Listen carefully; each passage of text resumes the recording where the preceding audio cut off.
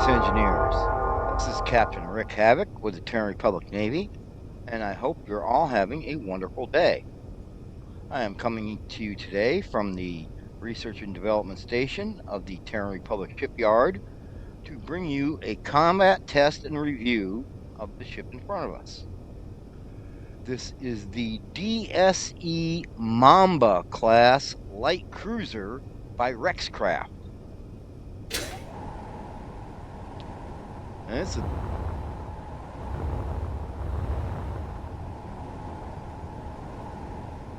it's a really good ship in a small package, is what it is. It's really, I mean, Rexkraft set it up pretty good, but the one thing, a couple of things he neglected. For one thing, he only put these 4 Gatling turrets way back here on the back of the ship for point defense, and he put nothing in the nose of the ship for point defense. And it's a ship set up for forward firing, so it absolutely needs point defense in the nose, covering the nose of the ship. So I had to add some.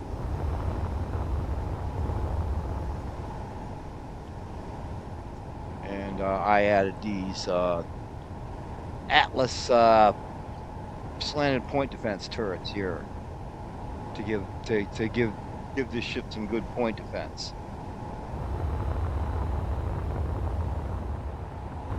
And let's see now. I also, as I always do with ships I review, I set it up with a nuke launcher to finish off the adversary when we get to the combat portion of the test and review.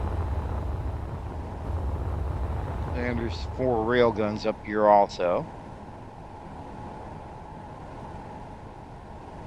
Maybe he didn't put any point defense in the nose because he didn't think railguns really needed it.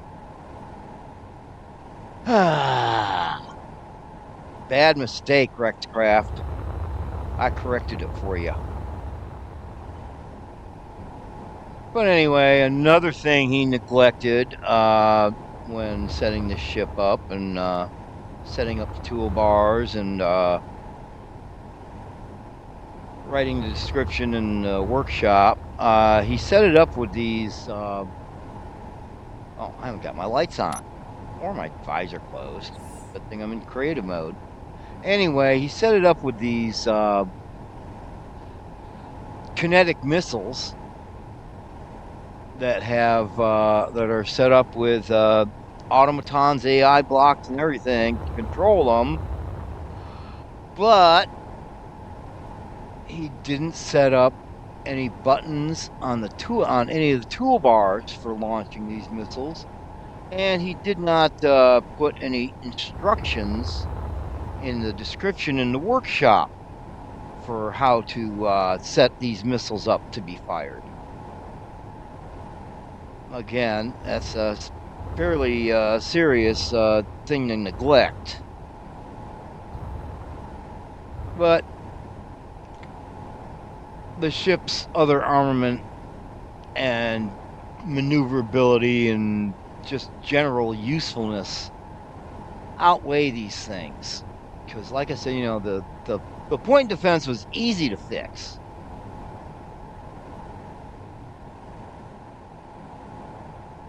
And 14 artillery turrets the ship is equipped with, plus 4 railguns, really render these missiles superfluous. You really hardly need them.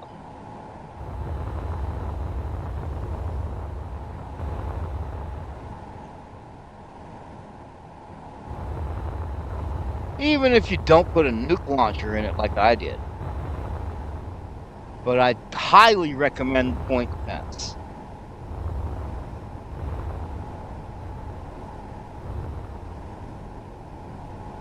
So that's the outside of the ship.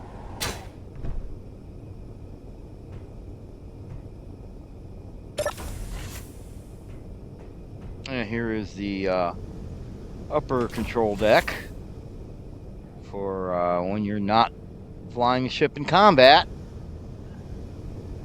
And he set it up here with besides the control seat and the nice wood floors, set it up with a desk and chair, a very important vending machine, and armory lockers here in the corner. The vending machine is utterly necessary if you're going to run, you know, a realism mod like Daily Need Survival Kit, because you got to have a way to get your food and drink. Okay, so behind this door we have our engineering section, which is airless and gravityless, but you got access to a bunch of stuff back here that, you know, if it gets damaged, you can get back here with your welder and do repairs. And another little thing I added here, I put this, since there's no space in that very cramped living area and control spaces, I had to put a program block in here, back here in the engineering section, to put whipped auto door on, which is another thing I highly recommend. It's a real pain closing doors after you go through them, and Whips takes care of that for you.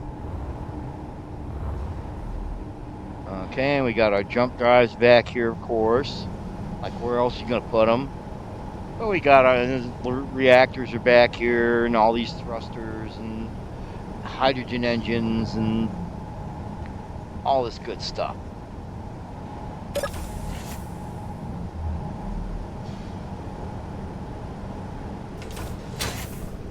And here in the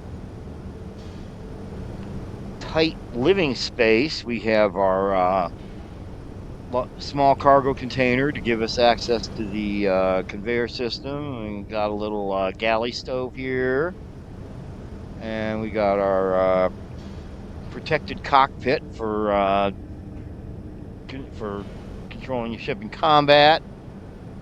And we also have a survival kit, and we have another desk and chair here, and we have our bed, and we have a cryo chamber with a air vent behind it here, which provides which is how the space is pressurized. So, and now let's have a look at the internals here and the toolbars. What I've set up on them here. First toolbar number one is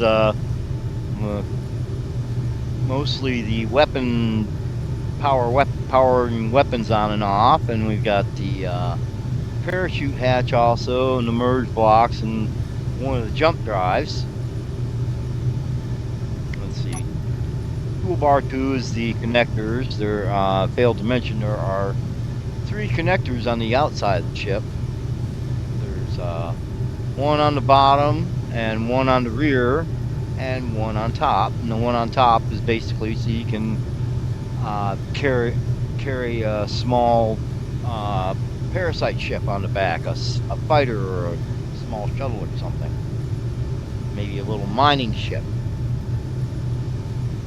Actually, that's probably the best thing to carry on the back of this thing. Little mining ship. I'll show you why in just a minute here. So we got our our controls for our connectors, control for the reactors, emergency the hydrogen engines for emergency power, and the thrusters, the antenna, and second jump drive. And on this toolbar, I've set up the axial weapons, the camera, or the rail guns, and the nuke launcher. And got the cameras for aiming those, and the controls to increase and decrease the gyros power so we can aim properly with our axial weapons. And I've got the last button set up to switch the subsystems my artillery shoots at, and I've got it set up to shoot at the offensive weapons. And so, let me take this opportunity to remind you that if you... Oh, wait a second. Sorry, I gotta actually show you the internals here.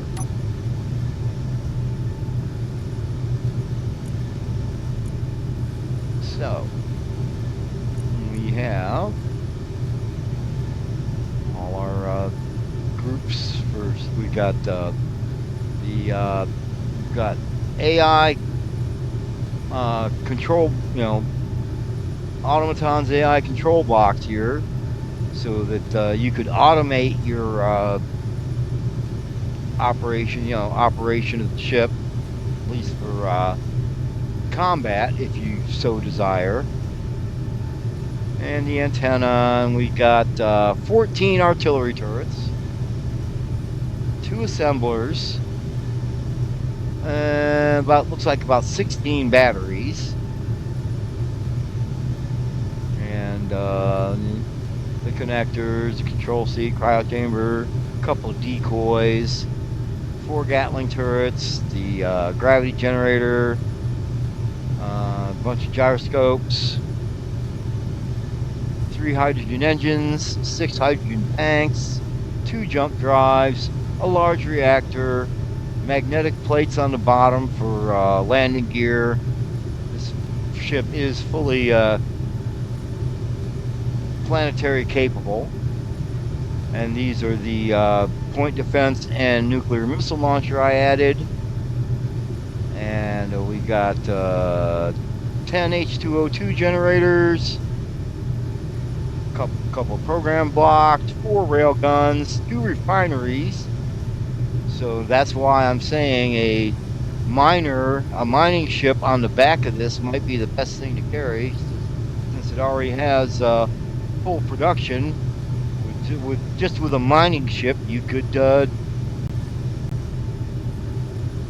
you use your mining ship to mine the materials, and the refineries and assemblers on the ship to refine and build, and you got a ship that pretty much can make anything and build anything, as long as you can get the resources. So, and so that is pretty much it for the internals, and that's pretty much it for the tour of the ship. It's not a very big ship, but it packs a lot in a small package, and it packs a powerful punch. You will see when I get it out on the test range and get it set up with a adversary to test it against, and that is the next item on the agenda. But first, let me take this opportunity to remind you that if you are enjoying this content and would like to see more of it, please remember to go down to the description and smash those buttons down below, the like and the subscribe and the notification bell, and that way you'll help me grow this channel, and it will enable you to continue to see combat tests and reviews of ships from the Steam Workshop like this one. So, I will be back when I have this thing out on the range and have it set up with an adversary ship. Until then, have a good day.